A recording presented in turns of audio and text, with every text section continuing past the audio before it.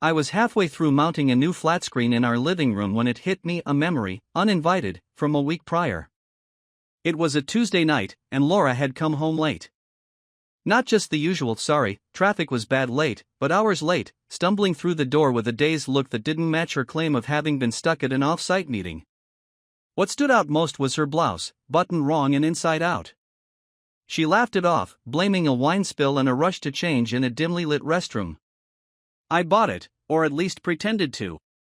The thing about trust is, once it starts slipping, even the little things feel huge. That's why, when I opened the door to the garage that evening, looking for a drill, and saw a pair of sneakers sitting by Laura's gym bag, something in me froze. Here's why: she hadn't been to the gym in weeks. Months, actually. She joked about it enough, why bother sweating when life's exhausting enough? And yet, there they were, pristine white, completely out of place in a bag meant for yoga mats and spin shoes. But it wasn't the sneakers themselves that grabbed my attention. It was what was underneath them. A card. The corner of an envelope, actually, just visible enough to catch the light. Curious, I crouched down and pulled it out. It was a handwritten note, folded carefully, with no name on the front. What was scrawled inside made the world tilt. Last week was unforgettable. I'll be counting the hours until Friday. Don't make me wait too long. M. No name. No details. But it was enough. I didn't read it twice, I didn't have to. That card was a gut punch, a direct hit to the quiet, trusting life I thought we'd built.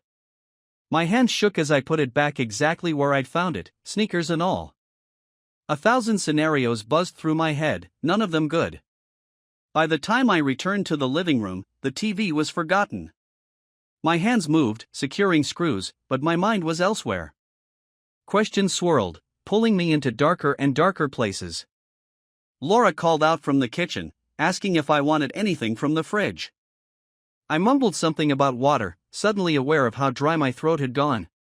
She walked in moments later, smiling as if everything was normal, handing me the glass. I took it, watching her, trying to read her face for some sign, anything to confirm or deny the storm brewing inside me. She had no idea what was coming. The note burned in my mind for days, its vague yet damning message echoing with each hour. Laura acted like nothing had changed. I needed proof, something solid. If this M was nothing, I'd face a wave of guilt for doubting her. But if it wasn't, I couldn't live like that, tortured by half-truths. The opportunity came on a Thursday night. Laura had started going to spinning class again, the same gym she had neglected for months. I acted supportive when she told me over dinner, all smiles as she grabbed her keys and gym bag, the same one that had held the note. The second her car pulled out of the driveway, I was in motion.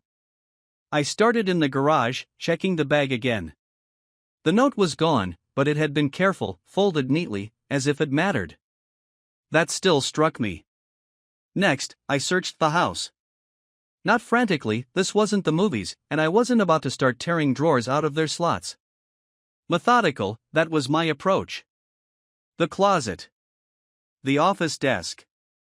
Even the kitchen cupboards. Anywhere she might stash something small and incriminating. Nothing. I had just sat down in the living room, my mind a whirl of frustration and doubt, when a car door slammed outside. Laura was back, barely an hour after leaving. That was odd for her, she usually stayed longer at the gym to cool down. I barely had time to steady myself before the front door opened. She was holding her phone close, fingers moving across the screen like she was trying to finish a message before I saw it. She glanced up and saw me, startled for just a fraction of a second before smiling. "Forgot my water bottle," she said, lifting the bottle in her other hand like proof. I nodded and watched her head into the kitchen. She seemed off, too hurried, maybe a little flushed. Something wasn't adding up. That night, I decided to take a step I never thought I'd have to in my marriage. I ordered a GPS tracker online. Nothing fancy, just a small device that could be placed under a car. If I was wrong, I'd remove it and forget this whole thing. If I wasn't, I'd have my answers. The tracker arrived 2 days later. I waited until Sunday morning, when Laura went to brunch with her friends, before sneaking into the garage and attaching the device to the underside of her car. It took all of 3 minutes. Sunday night passed uneventfully. Monday morning came, and Laura left for work at the usual time. When she kissed me goodbye, I felt a pang of guilt I hadn't expected, but it didn't last long. By noon, I was glued to my phone, watching her car's movements on the tracker app.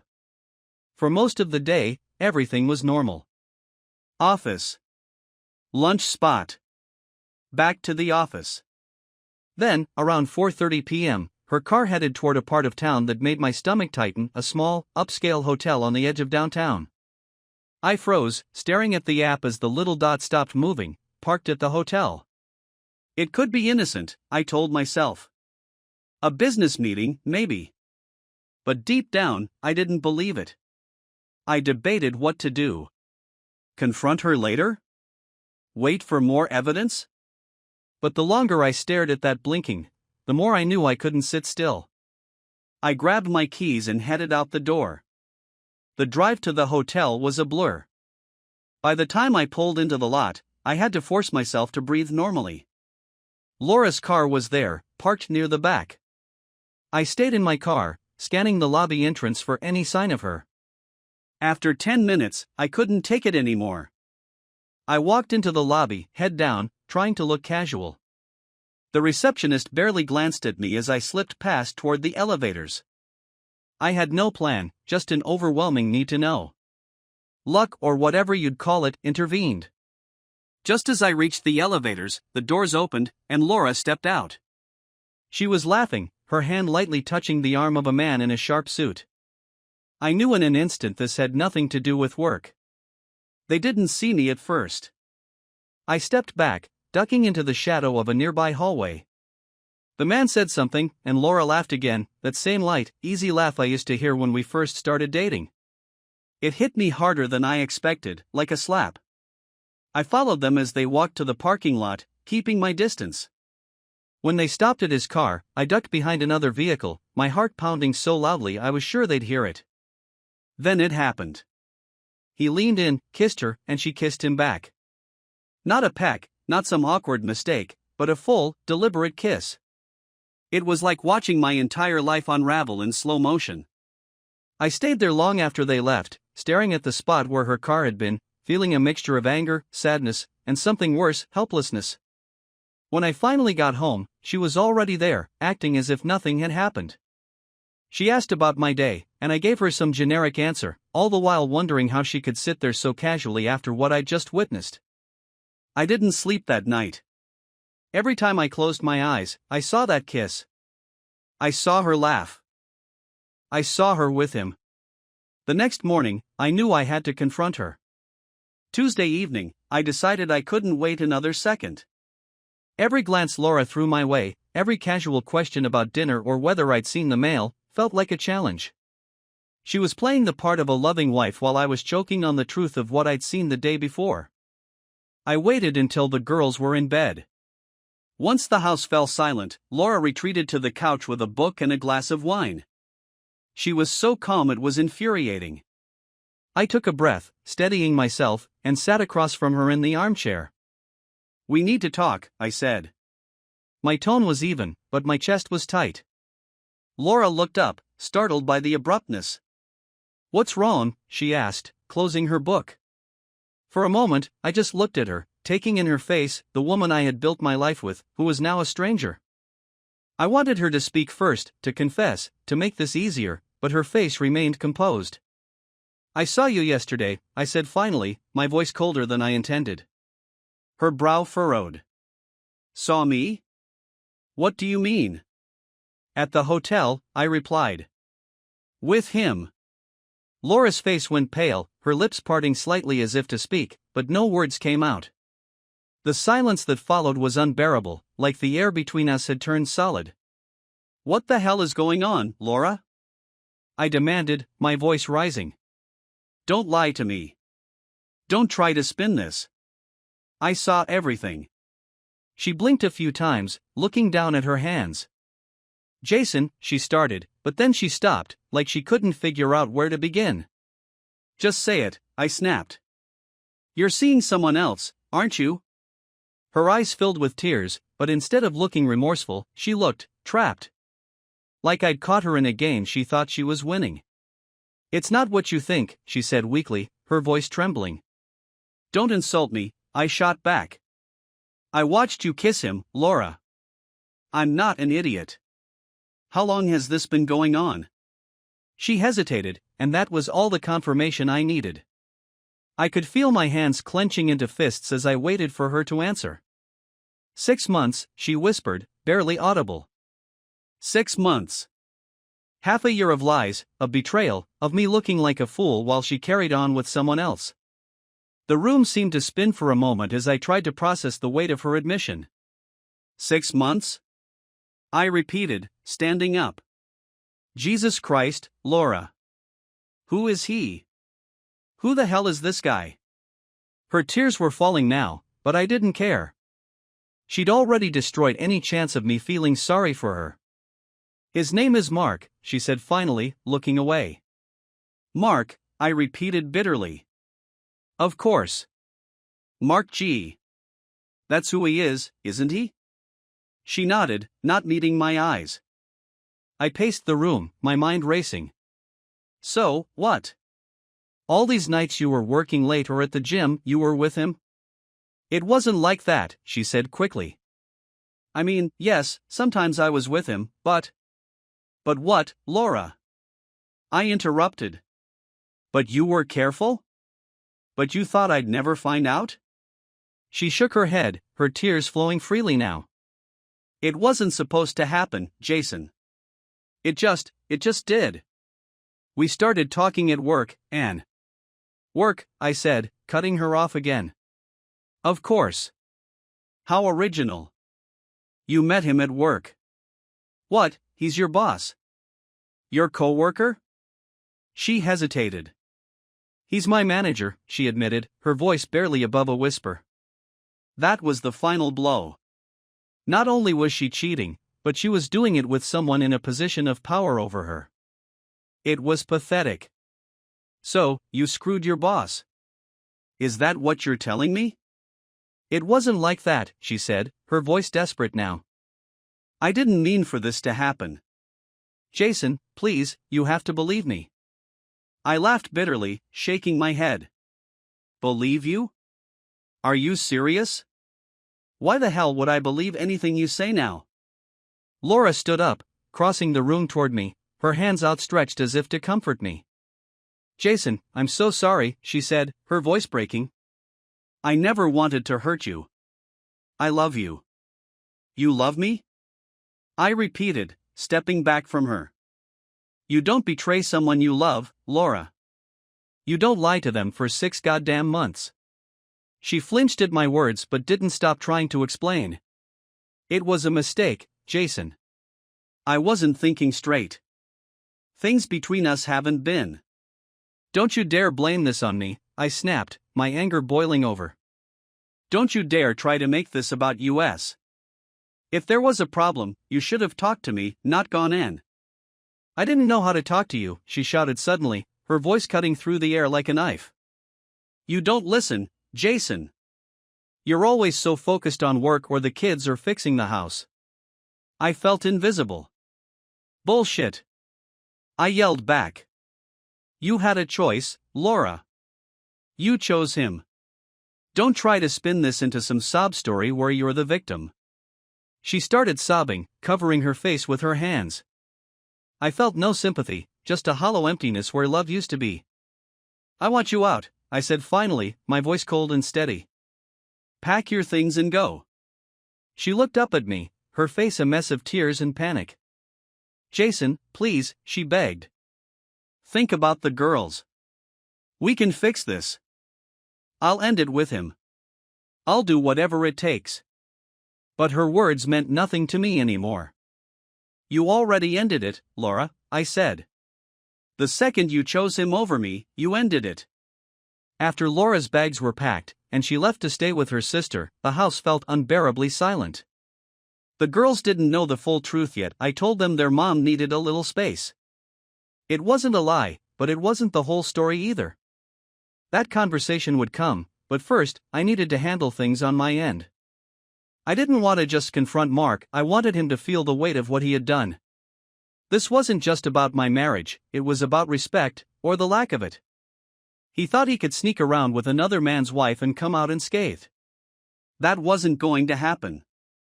The first thing I did was dig into him. Mark G wasn't hard to find, his LinkedIn profile was a goldmine. A smug photo of him, a few career highlights, and his current role as a senior manager at Laura's company. I memorized every detail. His network connections, his past jobs, it was all there. Then I went deeper. I found his Facebook. His Instagram. The guy wasn't very discreet. Pictures of him at conferences, dinners, company outings, and, most tellingly, a few photos tagged by coworkers. There was Laura in the background of one, her hand casually resting on the back of his chair. It wasn't overt, but in hindsight, it screamed volumes. I needed more, though. I didn't want to confront him with just assumptions, I wanted proof that could dismantle him entirely. I knew Laura's company email would hold the answers, but accessing it legally was impossible. Still, I didn't need to hack anything, I just needed patience. I remembered how Laura mentioned that her company had an anonymous reporting system for internal complaints. It was meant for whistleblowers, a way to report workplace misconduct without fear of retaliation. That gave me an idea.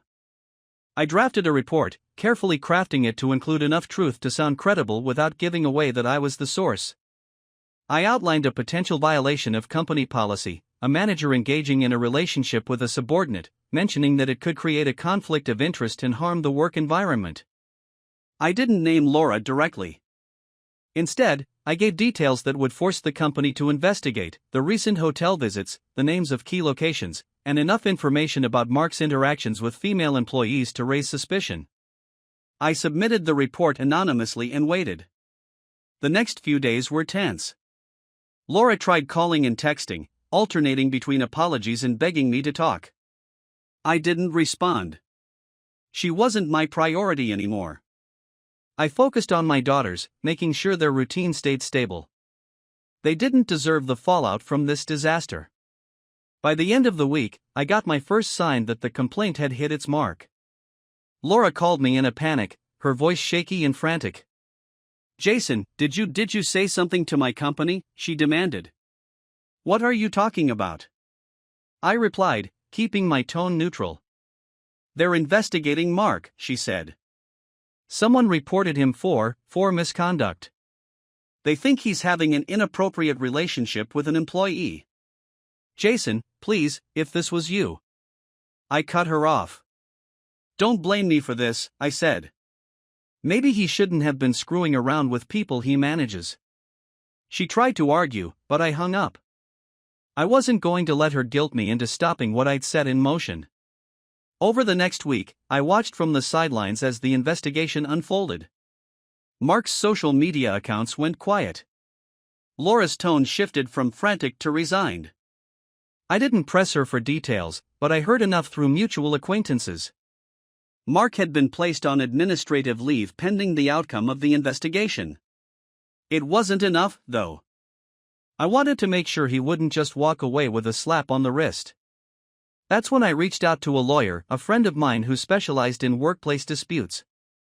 I explained the situation, leaving out any details that could tie me directly to the anonymous complaint. My friend confirmed what I suspected: if the company found proof of the relationship, Mark could face not only termination but legal repercussions if he had misused company funds during their time together. Hotel bills, dinners, gifts. Every receipt he might have charged to a company card would come under scrutiny. By the end of the month, Mark's career was effectively over. He was fired, and whispers of the investigation followed him into the industry. I didn't stop there, though. I reached out to mutual acquaintances, friends and family who knew the truth about what had happened. I didn't sugarcoat it. I told them exactly why my marriage had ended and how Mark had played a role. The fallout spread quickly. Laura's family sided with her, but many of our friends didn't. The shame and judgment she faced were her own doing, and I didn't lift a finger to shield her from it. As for Mark, I heard through the grapevine that his marriage, yes, he was married, had fallen apart as well. His wife had found out about the affair during the investigation. Divorce proceedings had started, and he was living in a small apartment on the other side of town. It wasn't satisfying, not entirely. No amount of revenge could erase the damage Laura and Mark had done. But it was enough to know they were both paying the price for their choices. In the end, my focus shifted back to my daughters and my own future. The marriage was over, and I didn't regret the steps I'd taken to expose the truth. It was 2 weeks after Laura moved out when she asked to meet. Her texts had been relentless apologies, explanations, sometimes even outright anger that I hadn't let her make things right. But now, the tone had shifted. She wasn't begging anymore. Instead, she was insistent, "We need to talk." I agreed, not because I wanted to, but because I needed closure. We met at a neutral place, a small cafe on the edge of town. When I arrived, she was already there, sitting at a corner table, her hands wrapped around a cup of tea she hadn't touched. She looked tired, her makeup failing to hide the wear of the last few weeks. I couldn't find any sympathy for her. I sat down without greeting her, leaning back in my chair, waiting for her to start. "Jason," she began, her voice low, almost hesitant. "Thank you for coming." I said nothing, just looked at her, waiting. She shifted uncomfortably in her seat before continuing. "I've been doing a lot of thinking," she said, her hands gripping the cup tightly. "About us. About everything that's happened." I raised an eyebrow but stayed silent. "I know I hurt you," she said, her voice cracking slightly. "And I know saying I'm sorry isn't enough. But I need you to understand, it wasn't about you." I leaned forward, finally speaking. "Not about me?" I repeated, my tone sharp. "You lied to me for 6 months, Laura. You snuck around with another man. How the hell was that not about me?" She flinched, but I didn't care. I wasn't going to let her off easy. I mean, she hesitated, clearly struggling to find the right words. "I wasn't unhappy with you. Not really. I was, I don't know, bored? Lonely?" "Bored," I said flatly, the word like poison on my tongue. "Lonely. So instead of talking to me, you decided screwing your boss was the solution?" She closed her eyes briefly, exhaling as if trying to center herself. "I know it sounds terrible. I know I made the wrong choice. But it wasn't like I planned for this to happen. It just did." "Bullshit," I snapped, my voice louder than I intended. A few heads in the cafe turned, but I didn't care. "You don't just have an affair. You made a choice, Laura. Every single time you met him, every time you lied to me, you made a choice. Own it." "I am owning it," she shot back, her voice rising. "I'm sitting here, telling you I screwed up. What more do you want from me, Jason? Do you want me to say I'm a terrible person? Fine, I'm a terrible person. Happy now?" "No, Laura," I said coldly. "I don't want you to admit it for me. I want you to admit it to yourself. I want you to stop making excuses and face the fact that you destroyed our marriage because you were too selfish to think about anyone but yourself." She stared at me, her eyes wide, tears brimming but not falling. For a moment, I thought she might get up and walk out, but she didn't. Instead, she lowered her gaze, her voice dropping to a whisper. "You're right," she said. "I was selfish. I didn't think about you, or the girls, or anyone else. I thought about what I wanted, and I didn't care about the consequences." There it was, finally, the truth. It didn't make me feel better, but at least she'd stopped pretending. "What do you want, Laura?" I asked, my tone quieter now but no less firm. "I want us to fix this," she said quickly, looking up at me with desperation in her eyes. "I want to go to counseling, to rebuild what we had. I love you, Jason. I always have." I laughed bitterly, shaking my head. "You love me?" I said. "That's rich, Laura. You don't cheat on someone you love. You don't betray them for months and then expect them to forgive you because you're suddenly sorry." Her tears started falling now, and she didn't bother wiping them away. Please, Jason, she said.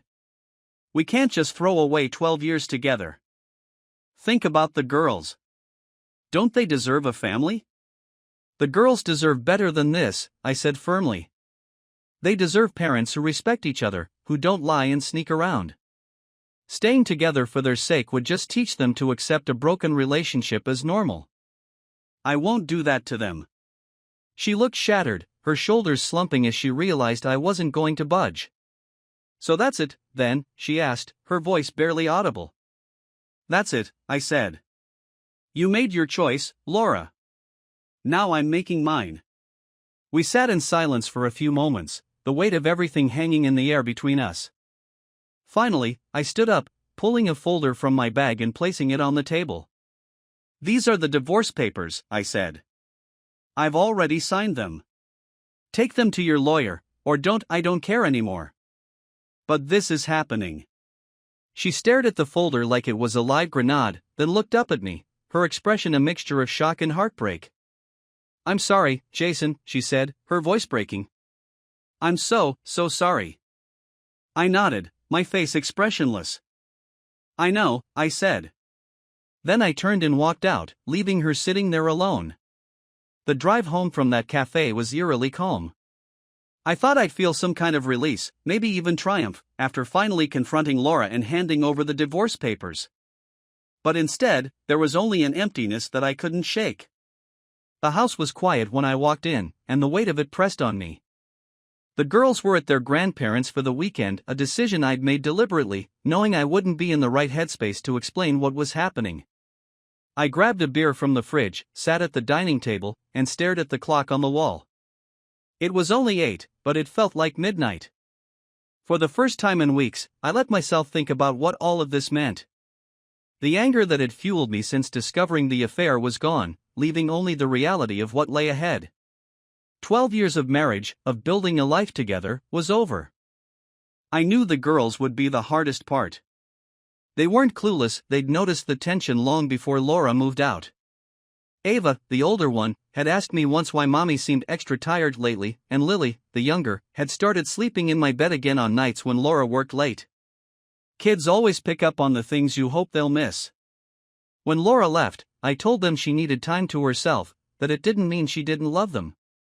It wasn't the full truth, but it was the best I could do. They didn't ask for more, but I knew the day would come when they did. I stayed up late that night, writing. Not a letter to Laura, I was done communicating with her. No, I wrote letters to Ava and Lily. Letters they wouldn't read for years, when they were old enough to understand. I wanted them to know that none of this was their fault, that their parents' mistakes didn't define their worth. The next morning, I woke up with a clearer head. There was too much at stake to wallow in self-pity. My daughters needed stability, and that meant moving forward. I spent the day cleaning the house, not just to pass the time but to reclaim it. It had been our home, Laura's and mine, but now it was just mine and the girls'. By the following week, I'd met with my lawyer to finalize the next steps. Laura had contacted me once to say she'd signed the papers, her voice subdued and mechanical. She didn't beg or plead this time, and for that, I was grateful. The girls came home that weekend, and I braced myself for the questions. Ava, ever the quiet observer, asked nothing, but I caught her watching me carefully. Lily, on the other hand, was more direct. Is Mommy coming back soon? She asked one night as I tucked her in. I hesitated, unsure of how much to tell her.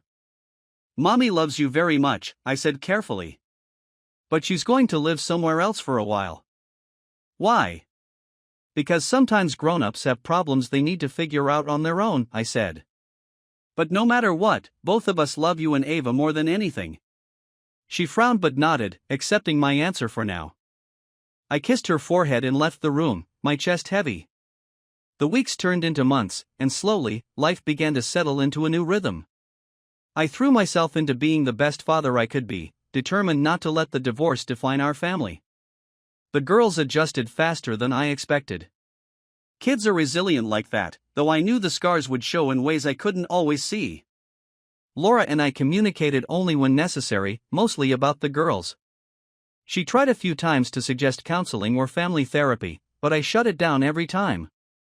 I'd forgiven her enough to let go of my anger, but trust? That was gone forever. The final blow came in the form of an email from one of Laura's former co-workers.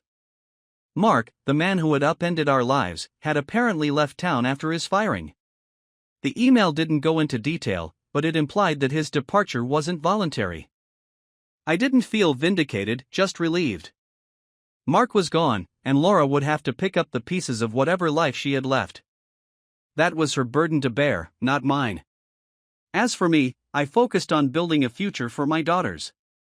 I took on new projects at work, started coaching Ava's soccer team, and joined a local hiking group to get out of the house more.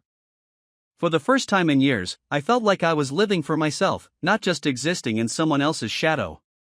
One night, about 6 months after the divorce was finalized, Ava came into the living room while I was sorting through old photo albums. She sat next to me, flipping through the pages. "Are you sad?" she asked, her voice soft. "Sometimes," I admitted. "But not as much anymore." She nodded, then pointed at a photo of the four of us from a trip to the beach years ago. "Do you miss it?" "I miss the good times," I said honestly. "But I'm glad we're making new ones." She smiled, and in that moment, I felt a flicker of hope I hadn't expected. Life wasn't perfect, it never would be. But it was mine again, and for the first time in a long time, that felt like enough.